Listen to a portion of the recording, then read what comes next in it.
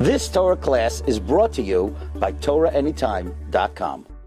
Okay, thank you very much, Mr. Harris, for your time this afternoon, this morning, and we commend you for your wonderful work on behalf of the Jewish community, and the honor that you bring to the Meisim, and the kavod that you bring them, brings kavod to the Jewish people, and may Hashem repay you and your family in kind.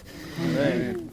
So it's a great honor to be at the grave of Rabbi Bernard Illowy, Rav Yissachar Illowy, who lived from 1814 to 1871. Rav Illowy was born in Kolin in Bohemia, and Kolin was a very prestigious Jewish city. It had many notable rabbanim. You have the Or Chadash, Rabbi Eliezer Kalir, who wrote Or Chadash on Masechta Psachim. You had Rabbi Eliezer Fleckels, who was one of the primary disciples of the Noda B'Yehuda, who was a Rav in Kolin. And he came from a line of prestigious rabbanim, and he was an interesting breed, an interesting mix, because he was a student in Budapest from in Pressburg, from the Chasam Sofer. So Rav Illowy had smicha from the Chasam Sofer, one of the most prestigious smichos of the time. On the other hand, he also enrolled in university where he earned a doctorate. And he was unusually equipped to fight the tides of assimilation when he came to the United States of America. Now, he did not have intention to come to the United States of America, but in Vienna he was considered a revolutionary, and he could not get a government job as a Rav anywhere in the European continent because he was considered a revolutionary. So he came to the United States of America, where revolutionary activity was not considered a liability. And he arrives in America in 1853. Now you have to understand, in that time, all public display of Judaism was strictly Orthodox. So you had a few notable rabbanim who preceded him. You had Isaac Leeser of Philadelphia, who came in 1824, and Abraham Rice, who came in 1840. I had the privilege to be at Rabbi Leeser's graveside in Philly, and Rabbi Rice's, the graveside in Baltimore. However, in the 1840s, through German reform, many of the immigrants were not knowledgeable in authentic Judaism. Many of the immigrants were not interested in practicing the Judaism of their ancestors, and that was fertile ground for individuals like Isaac Wise and Max Lilienthal to start to make fundamental changes in the way Judaism was observed. And Rabbi Illowy came as a warrior to battle any challenges against authentic Judaism, and his unyielding disposition toward any accommodations in Judaism made him the number one voice of Orthodox Jewry. And even in his own congregations, he was not necessarily always popular among the Orthodox, who began to feel the pressure of assimilation and the pressure of changing tides. So in 20 years, Rabbi Illowy served 7 congregations. Okay?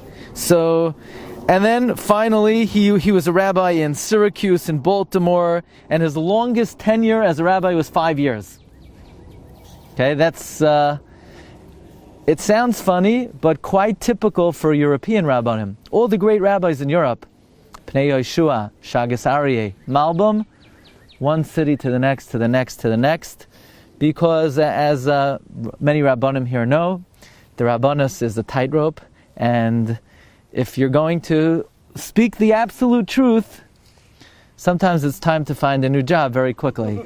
So, Rabbi Illowy is very involved in polemics, and he was in constant battle with Isaac Wise, and he was the main voice piece, aside from Rabbi Isaac Leeser, in the Occident that we mentioned before. So, in 1856, Isaac Wise allowed a Yevama to remarry without chalitza. You know, if somebody passes away without children, then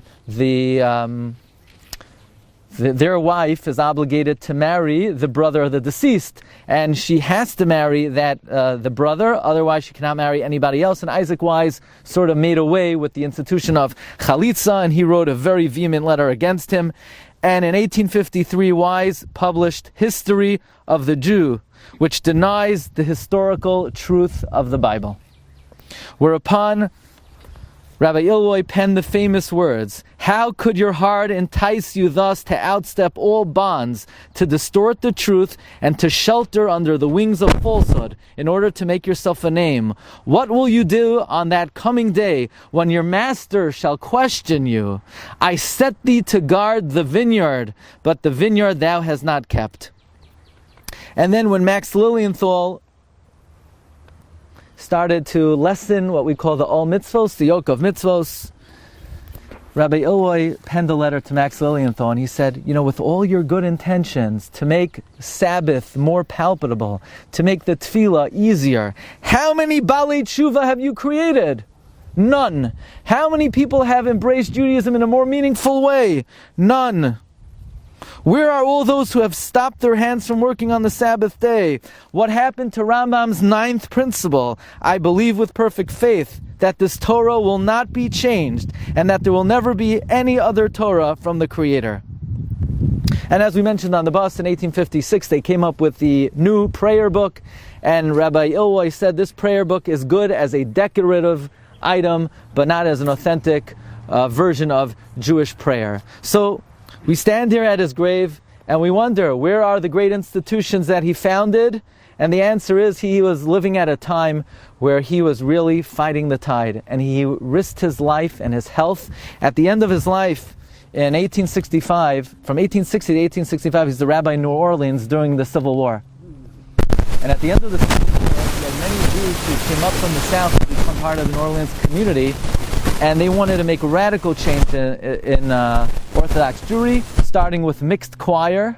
And then the new president of the board made an announcement that to him the Sefer Torah is as meaningful as any other document of antiquity, whereupon Bernard Illowy stepped down, he quit, and he was jobless, and he was offered a job in Cincinnati, which he was very pleased with. But by the end of his life, he was a broken man. He suffered from dyspepsia. He was forced to retire to live on a farm, but he continued his sharp pen.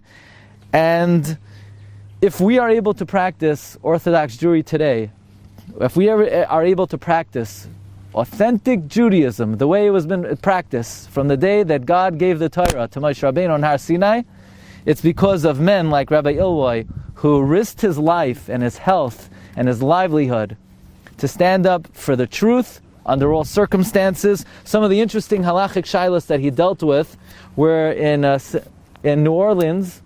They were eating the Muscovy duck. And Rabbi Illowy said, where do you get this duck from? We didn't eat this in Europe. They said, well, Minhag America is to eat the duck. He said, you can only have authentic Jewish custom if it was under the auspices of learned rabbis. But there has never been a learned rabbi in the United States of America, and therefore there's no such thing as Minhag America. And he wrote a letter to Rabbi Shamshon Raphael Hirsch and Nathan Marcus Adler, and they concurred with him that the Muscovy duck does not have authentic tradition and it cannot be eaten. Another issue that Rabbi Illowy dealt with was esroigim in America. Here he is in New Orleans, and the orchards of the Chazonish's esroigim had not yet made it to New Orleans. And the question is, an American esrog, is it kosher for the use on Sukkot? And he ruled that it is not kosher. The gentleman over here, remind me? Rabbi Burlov. Where? Rabbi Burlov. Rabbi Burlov, thank you. Reminded me that there's another interesting issue regarding the kashrus of esrogim from the West Indies. That Max Lilienthal was machmer, that no, that is not good. But Isaac Leeser of Philadelphia, he paskin lahakel that it is good. And you know who supported him? Rabbi Yehosef Schwartz, who's the author of a very interesting sefer on various zmanim, Tevuos Haaretz. He actually traveled from Europe to America to meet Rabbi Isaac Leeser, and they both concurred that the esrog from the West Indies is kosher. But regarding American esrogim, Cincinnati esrogim, I don't think there's anything, I don't think that exists. But New Orleans esrogim are some people have it. New Orleans esrogim were considered not kosher. So what did they use? In New Orleans, in the 1860s, they could not make a bracha on the Daled Minim, as per the psak of Rabbi Bernard Illowy. Zechusay Yagein Aleinu v'al Kol Yisrael. Amen. Amen. Okay, You've just experienced another Torah class brought to you by TorahAnytime.com.